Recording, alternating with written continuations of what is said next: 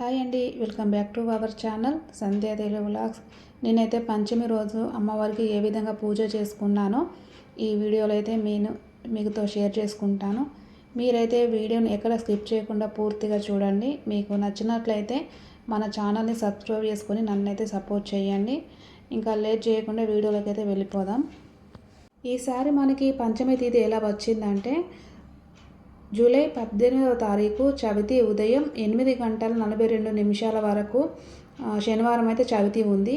ఆ తర్వాత నుంచి మనకి అయితే పంచమి తిథి అయితే వచ్చింది. ఈ పంచమి తిథి 19వ తారీఖు ఉదయం ఆదివారం 7:43 వరకు అయితే ఈ పంచమి తిథి అయితే మనకు ఉంది. ఈ నవరాత్రులు 9 రోజులు వరుసగా చేసుకునేవారైతే పంచమి మనకి ఆదివారం ఉంది కాబట్టి ఆ రోజు కందదీపం అయితే పెట్టుకోవచ్చు. ఈ నవరాత్రులు 9 రోజులు వరుసగా కుదరని వారు ఏదో ఒక రోజు పూజ చేసుకోవాలి అనుకున్న వారు మాత్రం శనివారం సాయంత్రానికి మనకి పంచమి తిథి ఉంది కాబట్టి ఆ ఒక్క రోజైతే పూజ చేసుకొని అమ్మవారికి అయితే కందదీపం అయితే వెలిగించుకోవచ్చు. అమ్మవారికి పంచమి తిథి అంటే చాలా ఇష్టం. ఆ ఒక్కరోజు పంచమి రోజు చేసే పూజ మనకి నవరాత్రులు అన్ని రోజులు చేసినంత ఫలితాన్ని అనేది ఇస్తుంది. మనకి లలిత సహస్రనామంలో 174వ శ్లోకంలో ఉంటుంది, పంచయజ్ఞ ప్రియ పంచప్రేత మంచాదిశాయిని పంచమి పంచభూతేషి పంచ సంఖ్యోపచారిణి అని అమ్మవారికి అయితే శ్లోకం ఉంది. అంటే అమ్మవారికి పంచమి తిథి అంటే చాలా ఇష్టం. అందుకనే మనము ఈ పంచమి రోజు ఒక్కరోజు పూజ చేసుకున్నా మనము నవరాత్రులు చేసుకున్నంత ఫలితాన్ని అయితే ఇస్తుందని చెప్తుంటారు. ఈ వారాహి అమ్మవారు కాశీక్షేత్ర పాలకురాలుగా రాత్రిపూట సంచారం చేస్తుంది కాబట్టి రాత్రి చేసే పూజలు అంటే అమ్మవారికి చాలా ఇష్టం. అందుకనే అమ్మవారికి ఈవినింగ్ 7 తర్వాత అయితే పూజలు చేస్తుంటారు. అమ్మవారిని కూడా రాత్రి దేవత అని పిలుస్తుంటారు. ఈ వారాహి అమ్మవారు మనకి పంటలను బాగా పండిస్తుందని అయితే నమ్ముతూ ఉంటారు. అందుకే అమ్మవారికి మట్టిలో పుట్టినవి అంటే చాలా ఇష్టం. మనకి కంద కూడా మట్టిలోనే పండుతుంది కాబట్టి అమ్మవారికి కంద అన్న కందతో పెట్టే దీపం అన్న చాలా ఇష్టం. ఈ కంద దీపాన్ని పెట్టడానికైతే ఆనవాయితీ ఉండాల్సిన పని లేదు. ఎవరైనా ఈ కంద దీపాన్ని అయితే వెలిగించుకోవచ్చు. మనకి కుదిరితే ఈ నవరాత్రులు 9 రోజులు కూడా కందదీపం పెట్టుకోవచ్చు రోజు. అలా కుదరకపోతే పంచమి రోజన్నా ఈ కందదీపం పెట్టుకోవచ్చు. అలా వీలు కాకపోతే ఈ నవరాత్రులు ఏదో ఒక రోజన్నా అమ్మవారికి అయితే కందదీపం వెలిగించుకుంటే చాలా మంచిది. ఇలా వెలిగించిన కంద దీపాలని అయితే మనము పూజ తర్వాత వాటిని వంటలోకైనా వాడుకోవచ్చు.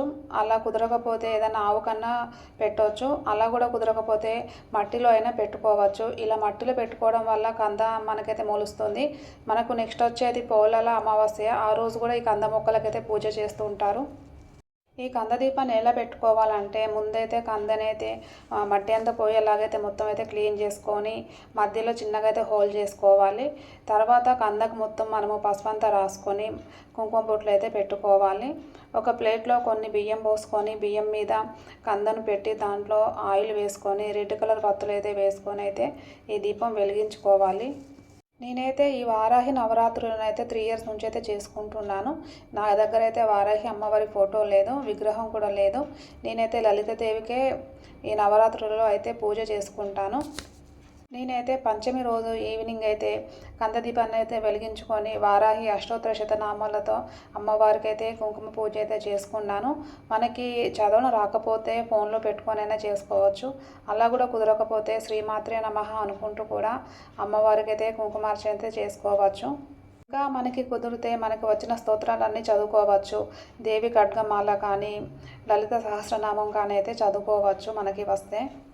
అలాగే ఈరోజు అమ్మవారికి నైవేద్యంగా పులగం, పాయసం, దద్దోజనం అయితే పెట్టుకోవచ్చు. అలా కుదరకపోతే కనీసం పానకం, వడపప్పు అయినా పెట్టుకోవచ్చు. నేనైతే అమ్మవారికి ఈరోజు అయితే దద్దోజనం ప్రిపేర్ చేశాను. ఎందుకంటే అది కొంచెం తొందరగా అవుతుంది కాబట్టి. నేనైతే డైలీ ఇంట్లో పూజ చేసుకున్న తర్వాత అయితే వారాహి అమ్మవారి టెంపుల్కి అయితే వెళ్తున్నాను. అక్కడ అమ్మవారికి అభిషేకాలు, హోమము, కుంకుమార్చన చాలా బాగా జరుగుతున్నాయి. మనము ఒకసారి వెలిగించుకున్న కందలో మళ్ళీ దీపం వెలిగించుకోవచ్చా అంటే మనకి కంద దొరకకపోతే అదే కందను క్లీన్ చేసుకొని అయితే మళ్ళీ దీపం పెట్టుకోవచ్చంట. నేనైతే పంచమి రోజు అమ్మవారికి ఈ విధంగా అయితే పూజ చేసుకొని ఫైనల్గా అయితే హారతి ఇచ్చాను. అమ్మవారికి ఈరోజు దద్దోజనంతో పాటు వడపప్పు పానకం అయితే నైవేద్యంగా అయితే పెట్టుకున్నాను. ఇంట్లో పూజ అంతా కంప్లీట్ అయిన తర్వాత అయితే టెంపుల్కి వెళ్ళి అమ్మవారి దర్శనం చేసుకుని అయితే వచ్చాను. మీలో ఎంతమంది ఈ వారాహి అమ్మవారి నవరాత్రులు చేస్తున్నారో నాకైతే తప్పకుండా కామెంట్ చేయండి. ఆ వారాహి అమ్మవారి అనుగ్రహం మనందరిపై ఉండాలని మనస్ఫూర్తిగా కోరుకుంటున్నాను. ఇంతే అండి ఈ వీడియో. మీకు నచ్చినట్లయితే ఈ వీడియోకి ఒక లైక్ ఇచ్చి మన ఛానల్ సబ్స్క్రైబ్ చేసుకొని నన్నైతే సపోర్ట్ చేయండి. Bye friends.